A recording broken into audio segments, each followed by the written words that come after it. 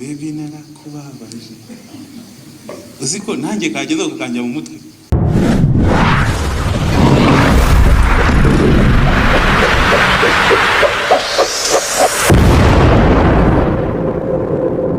Hari ikintu nabonye abanyarwanda umuntu aje akatwigisha duhita dufata turemera.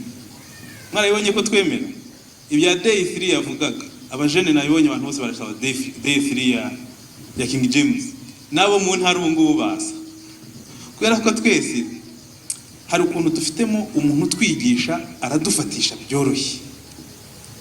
Umuntu yazanye ibintu by'ibyuma kubinywa nkeka ko hatangiye abantu bake ari industry ababikora bariko benshi n'ababinywa baba benshi.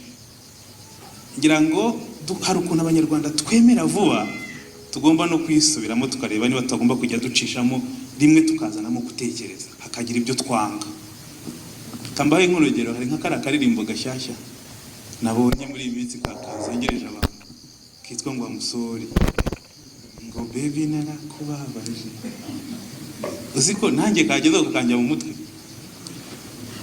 Ariko ukuntu abantu bose bahagurutse kandi biriya ryo ubibona ukagira ngo ni ibintu ni byiza ariko hari nk'iyaje ya G-Tough mwarayibonye ubwo muri hagati yanyu ro mwiganirira nimwe muzaha umurongo ibyo duhimba uko tubikora tutazakomeza nyine kurengera.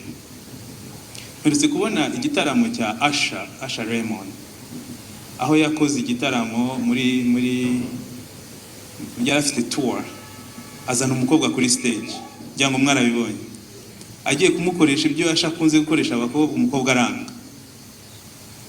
Byabaye a very big trend kuri ntabwo dushaka ko tugera hariya aho umuhanzi wacu akora ibintu biri flirtatious cyangwa biri sexual kuri stage bigaragara nabi ugasanga byangije isura y'ibintu umuntu yari yapanze. Ibintu by'abana baza mu bitaramo abantu bakuru bari kunywa inzoga n'abana bari aho hafi nabyo turashaka tuzabireke. Biriya bintu twigisha nabi umuco abajene bacu. So icyatumye tuza hano rero